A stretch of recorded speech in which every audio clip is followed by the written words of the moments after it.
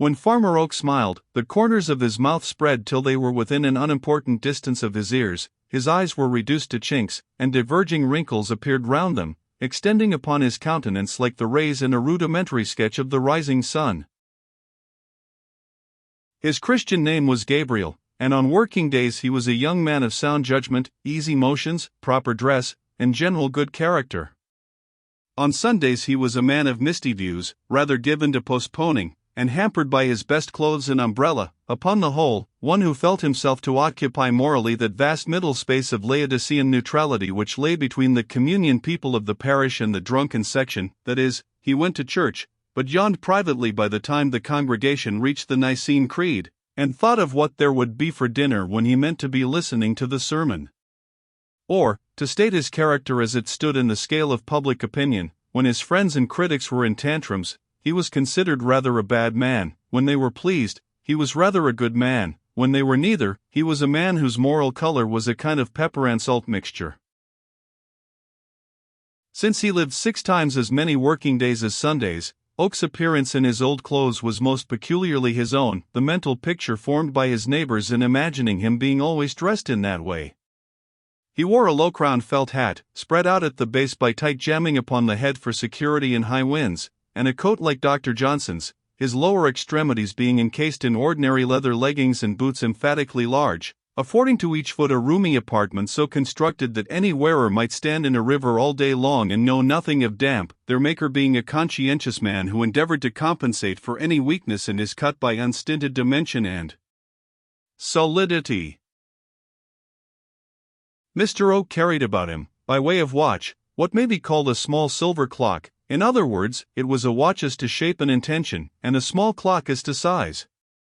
This instrument, being several years older than Oak's grandfather, had the peculiarity of going either too fast or not at all.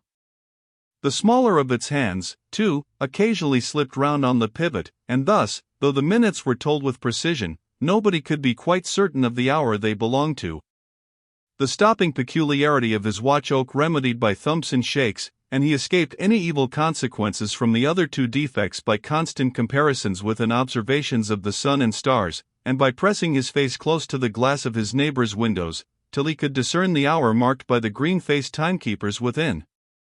It may be mentioned that Oak's fob being difficult of access, by reason of its somewhat high situation in the waistband of his trousers, which also lay at a remote height under his waistcoat, the watch was as a necessity pulled out by throwing the body to one side, compressing the mouth and face to a mere mass of ruddy flesh on account of the exertion required, and drawing up the watch by its chain, like a bucket from a well. But some thoughtful persons, who had seen him walking across one of his fields on a certain December morning, sunny and exceedingly mild, might have regarded Gabriel Oak in other aspects than these. In his face one might notice that many of the hues and curves of youth had tarried on to manhood. There even remained in his remoter crannies some relics of the boy.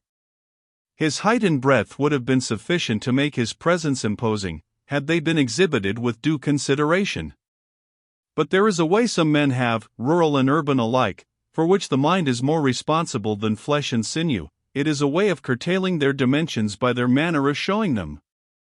And from a quiet modesty that would have become a vestal, which seemed continually to impress upon him that he had no great claim on the world's room, Oak walked unassumingly and with a faintly perceptible bend, yet distinct from a bowing of the shoulders. This may be said to be a defect in an individual if he depends for his valuation more upon his appearance than upon his capacity to wear well, which Oak did not. He had just reached the time of life at which young is ceasing to be the prefix of man in speaking of one. He was at the brightest period of masculine growth, for his intellect and his emotions were clearly separated. He had passed the time during which the influence of youth indiscriminately mingles them in the character of impulse, and he had not yet arrived at the stage wherein they become united again, in the character of prejudice, by the influence of a wife and family. In short, he was 28 and a bachelor. The field he was in this morning sloped to a ridge called Norcombe Hill. Through a spur of this hill ran the highway between Imminster and Chalk Newton. Casually glancing over the hedge, Oak saw coming down the incline before him an ornamental spring wagon, painted yellow and gaily marked, drawn by 2 horses, a wagoner walking alongside bearing a whip perpendicularly. The wagon was laden with household goods and window plants, and on the apex of the whole sat a woman, young and attractive. Gabriel had not beheld the sight for more than half a minute, when the vehicle was brought to a standstill just beneath his eyes. "The tailboard of the wagon is gone, miss," said the wagoner. "That I heard it fall," said the girl, in a soft, though not particularly low voice. "I heard a noise I could not account for when we were coming up the hill. I'll run back." "Do," she answered. The sensible horses stood perfectly still, and the wagoner's steps sank fainter and fainter in the distance. The girl on the summit of the load sat motionless, surrounded by tables and chairs with their legs upwards, backed by an oak settle, and ornamented in front by pots of geraniums, myrtles, and cactuses, together with a caged canary, all probably from the windows of the house just vacated. There was also a cat in a willow basket, from the partly open lid of which she gazed with half-closed eyes, and affectionately surveyed the small birds around. The handsome girl waited for some time idly in her place, and the only sound heard in the stillness was the hopping of the canary up and down the perches of its prison. Then she looked attentively downwards. It was not at the bird, nor at the cat, it was at an oblong package tied in paper, and lying between them. She turned her head to learn if the wagoner were coming. He was not yet in sight, and her eyes crept back to the package, her thoughts seeming to run upon what was inside it. At length she drew the article into her lap, and untied the paper covering. A small swing-looking glass was disclosed, in which she proceeded to survey herself attentively. She parted her lips and smiled. It was a fine morning, and the sun lighted up to a scarlet glow the crimson jacket she wore, and painted a soft luster upon her bright face and dark hair. The myrtles, geraniums, and cactuses packed around her were fresh and green, and at such a leafless season they invested the whole concern of horses, wagon, furniture, and girl with a peculiar vernal charm. What possessed her to indulge in such a performance in the sight of the sparrows, blackbirds, and unperceived farmer who were alone as spectators, whether the smile began as a factitious one, to test her capacity in that art, nobody knows, it ended certainly in a real smile. She blushed at herself, and seeing her reflection blush, blushed the more. The change from the customary spot and necessary occasion of such an act, from the dressing hour in a bedroom to a time of traveling out of doors, lent to the idle deed a novelty it did not intrinsically possess. The picture was a delicate one. Woman's prescriptive infirmity had stalked into the sunlight, which had clothed it in the freshness of an originality. A cynical inference was irresistible by Gabriel Oak as he regarded the scene, generous though he fain would have been. There was no necessity whatever for her looking in the glass. She did not adjust her hat, or pat her hair, or press a dimple into shape, or do one thing to signify that any such intention had been her motive in taking up the glass. She simply observed herself as a fair product of nature in the feminine kind, her thoughts seeming to glide into far-off though likely dramas in which men would play a part, vistas of probable triumphs, the smiles being of a phase suggesting that hearts were imagined as lost in one. Still, this was but conjecture, and the whole series of actions was so idly put forth as to make it rash to assert that intention had any part in them at all. The wagoner's steps were heard returning.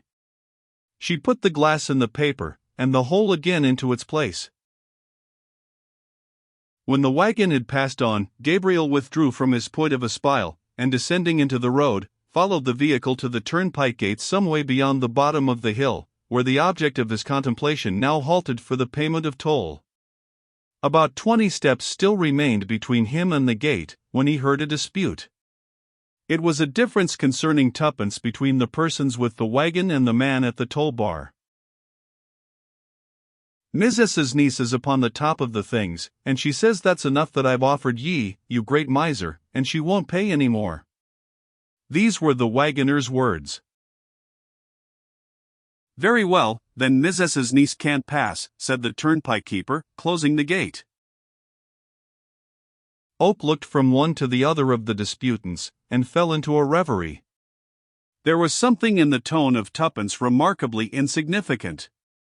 Threepence had a definite value as money, it was an appreciable infringement on a day's wages, and, as such, a higgling matter. But twopence, here, he said, stepping forward and handing twopence to the gatekeeper, let the young woman pass. He looked up at her then, she heard his words, and looked down. Gabriel's features adhered throughout their form so exactly to the middle line between the beauty of St. John and the ugliness of Judas Iscariot, as represented in a window of the church he attended, that not a single lineament could be selected and called worthy either of distinction or notoriety. The red-jacketed and dark-haired maiden seemed to think so too, for she carelessly glanced over him, and told her man to drive on. She might have looked her thanks to Gabriel on a minute scale, but she did not speak them, more probably she felt none, for in gaining her a passage he had lost her point, and we know how women take a favor of that kind. The gatekeeper surveyed the retreating vehicle. "That's a handsome maid," he said to Oak. "But she has her faults," said Gabriel. "True, farmer. And the greatest of them is, well, what it is always. Beating people down? Aye, 'tis so. Oh no. What, then?" Gabriel, perhaps a little piqued by the comely traveller's indifference, glanced back to where he had witnessed her performance over the hedge, and said, "Vanity."